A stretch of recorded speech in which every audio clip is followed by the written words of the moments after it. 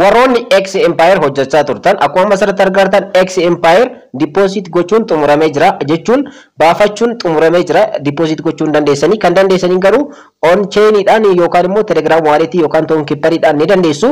Kanarraa hafe kan akka OKX, Bybit, Bitget fi kan kana fakkaataniin baafachuu hin dandeessanii tokenii kana deposit gochuun dandeessanii ammaan booda tonkipperii irratti baafachuu ni dandeessanii isa akka carraaf nuuf kennanii jiranii garuu walletiiwwan biraatiin baafachuu hin dandeessanii. Akkuma masarratti argartan tokenii nu hojjennes gara walletii keenyaatti nuuf galee jira. Hangam akka hojjettan koomantii jalatti naaf barreessuu ni dandeessanii. Tokenii hangam hojjettanii hangam gara telegram walletii keessanitti isiniif gale kan jiru koomantii irratti yaada keessan naaf qoodaadha. Akkanumallee tokeniin X Empire takka USDT yookaan immoo doolaara meeqa ta'uu dandeessi kan jedhullee tilmaama keessan karaa koomantiitiin nuuf kaa'adha.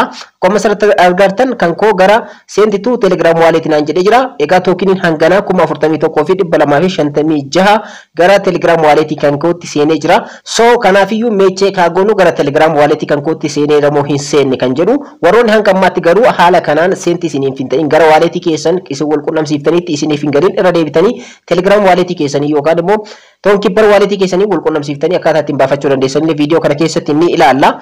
Dabalataan immoo warroonni NFT adda kanaan dura kafalaa turtan toonii muraasa ta'e jechuudha. Fakkeenyaaf toonii duwwaa tuqaa 5 kafalee jira, duwwaa tuqaa 1 kafalee jira. So kanaafiyyuu NFT kan koo baafachuu ni danda'a, convert gochuu ni danda'a jechuudha. So warroonni kafaltii akkasiillee kafalaa turtan kanaan dura X Empire irratti jechuudha convert gootanii baafachuu ni dandeessanii. Keessattuu osoo listiin ta'in convert gootanii baafachuun dirqama. So akkaataa ittiin baafattanillee inni kun isiniif ifee yoo jiraate jechuudha. Yoo isin ifee isin kanaan dura hin kafalle NFT waan ta'eef baafachuu dandeessanii. Warroonni NFT toonii muraasa ta'e kanaan dura kafalaa turtan garuu NFT keessan baafachuu convert gochuu ni dandeessan jechuudha. Kanas isinitti agarsiisa. Egaa dhaggeeffattoota kan akkuma asirratti argartan tokenii hojjedhe kun gara telegram walletii kan kootti seeneera moo hin seenne isin Bybitidhaan OKXdhaan yookaan immoo Bitgetidhaan wal qunnamsiiftanii ta'uu danda'a. So walletii keessan irra seentanii ilaaluu ni dandeessanii. An already telegram walletii filadhee telegram walletii wanti filadhuuf salphumatti tokenii airdrop kamiyyuu yeroo listi ta'etti gurgurachuu waan danda'uufi.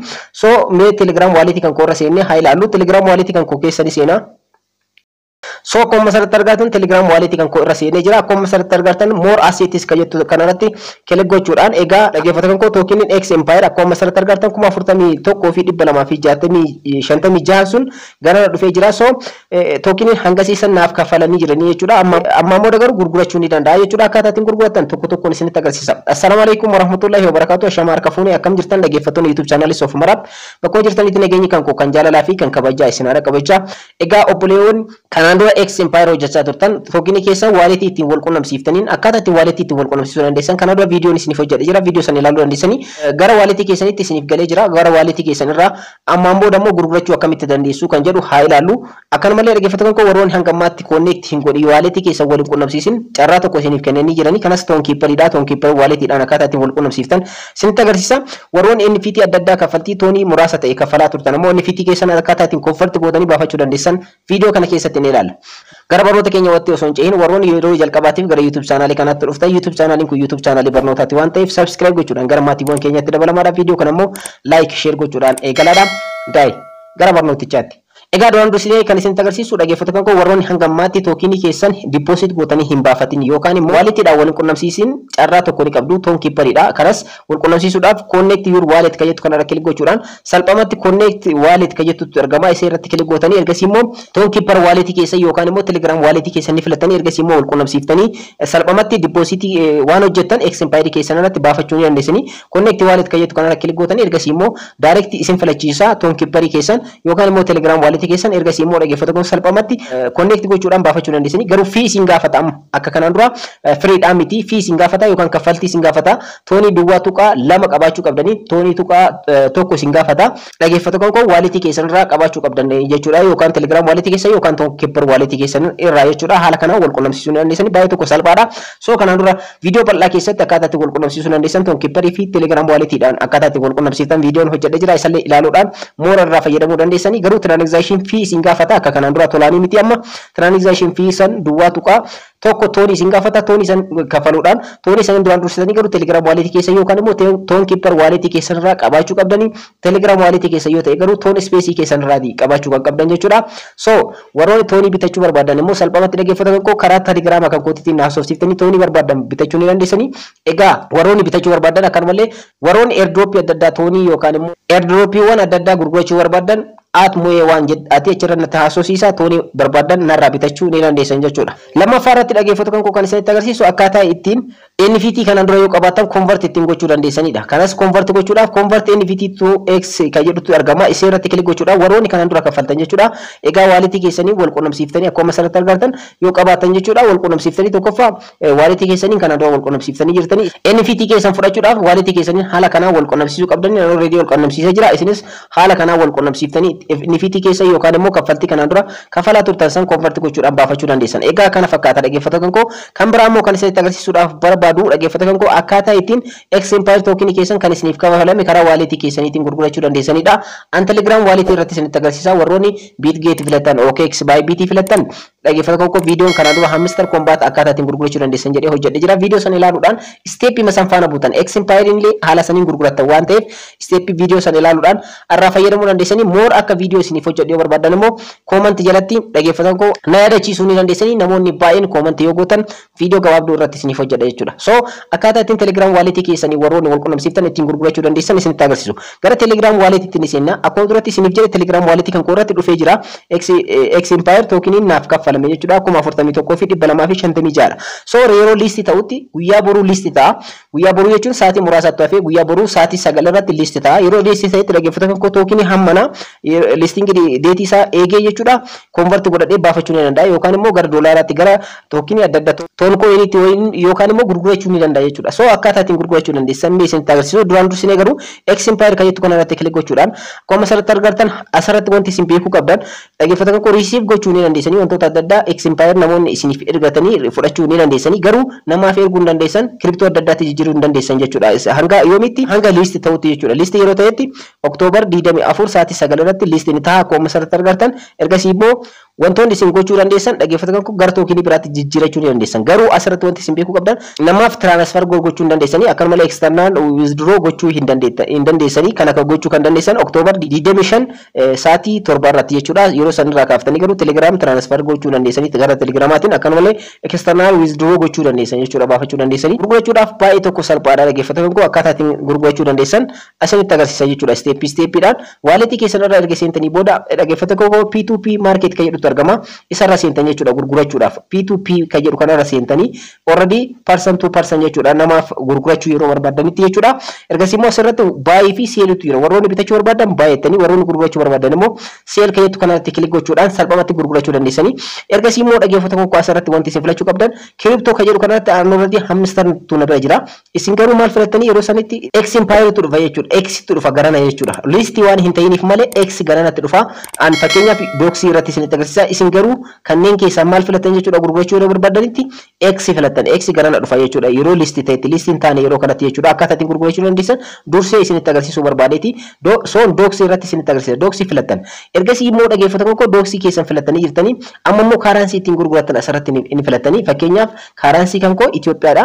Itoophiyaan biriidha waan ta'eef kanaafiyyuu ETB filadhee jira jechuudha. Isin kan barbaadan filachuu dandeessan doolaara filachuu dandeessan kaaransii barbaadan filachuu dandeessan. Inni biraa immoo meetiidha. Meetiidii karaa ittiin isiniif kaffalamu namoonni yeroo itti gurguratan isiniif kaffalamu akkaataa filatanidha. Asirra seentanii ergasii immoo meetiidii fakkeenyaaf CB jechuun Nigdi baankiidhaan Teelebiriidhaan Absiiniyaadhaan Awaashiin Daashiniin akkanumallee MPC Itoophiyaadhaan kanneen keessanii filatan jechuudha.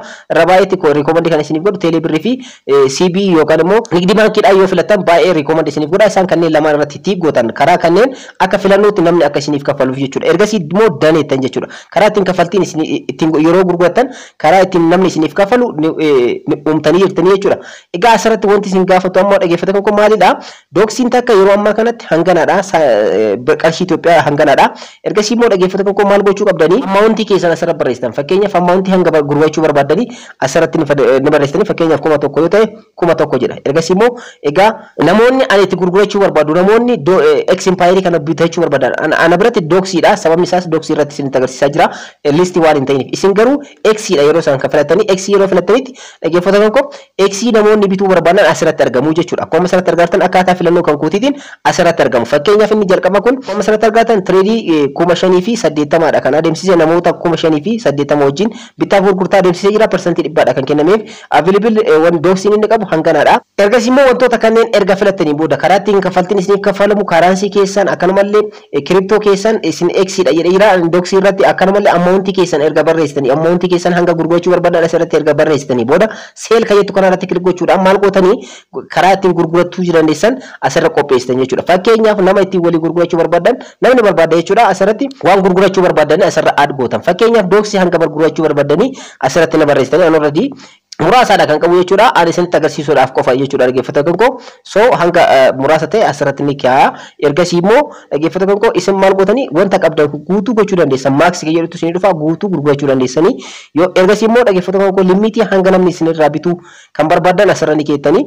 Ergasii immoo dhaggeeffattoota koo akkuma asirratti argattan payment method kan jedhutu argama bakki murteessaan jechuudha. Payment method kana add gootan asirratti add kan jettu kanarra kilik gootanii ergasii immoo karaa kaffaltiin isiniif kaffalamu lama filannee jira duratti jechuudha. Add gootan kabiraalee itti dabaluu barbaadan dabaluu dandeessanii teelee birrii fi CB birrii filannee jirra waan ta'eef kanaan dura dhaggeeffattoota koo. Ergasii immoo dhaggeeffattoota koo anaaf gatiin asirratti argamu yookaan immoo qarshiin asirratti argamu kun hin gahu waan ta'eef malee kontiinuu kayyattu asirratti ni argamti. Ishee irra kilik godhee maal qabsiisa jechuudha ordera qabsiifadha.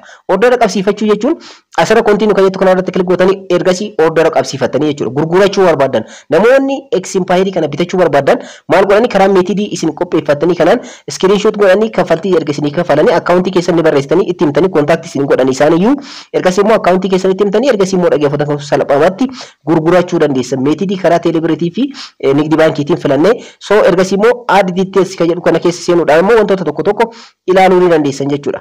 Egaa haala kanaan nama kanatti gurgurachuu ni dandeessan. Namni kun isinirraa bituu ni danda'a. Egaa haala kanaan nama kanatti gurgurachuu dandeessan jechuudha. Egaa haala kanaan ordera qabsiifattanii nama barbaadan kanneen keessaa filattanii nama narraa bitattan seel itti gochuu ordera qabsiifachuu ni dandeessanii. Egaa isteeppii nama isinitti agarsiise kanaan salphaamatti X Empire keessan gurgurachuu dandeessanii. Bitachuu yoo barbaadan immoo baay'ee kan jedhu kanarra seenuudhaan namoota gurguratan ni ilaaltanii ergasitti asirratti bakka kiriptoo jedhu kanarratti X Empire garana dhufti yeroo listii ta'etti X'n filattanii already dooksiidha. So dooksii namoonni gurguru irraa bitachuu yookaan immoo irraa bitachuudhaaf deemu kanneenidha. Kanneen keessaa filattanii namoota barbaadan irraa bitatanii ol kaa'attanii yeroo inni dabalatti illee trade gochuu dandeessanii invest gochuu dandeessanii baay'ee tokko salphaadha jechuudha. Egaa waa'ee kana bal'ina yeroo kanaan dura illee isin barsiisee jira waan ta'eef haala kanaan gurgurachuu dandeessan. Warroonni Bybit, OKX akkanumallee Toonkiipparii fi kan kana fakkaatan irratti akkaataa ittiin gurguratan hin beekne immoo kooment irratti yaada keessan naaf barreessaa. Viidiyoo irratti isiniif hojjedha. Viidiyoon kan kanarraa kana fakkaata akka irraa fayyadamtan abdiin qaba. Warroonni YouTube chaanaalii kanaaf haaraa taatan subscribe godhaa. Viidiyoo kana immoo like share gochuudhaan yoo ta'e isin dhaqqabadha. Yeroo biraa viidiyoo biraatti walitti deebina. Oraa bulaa.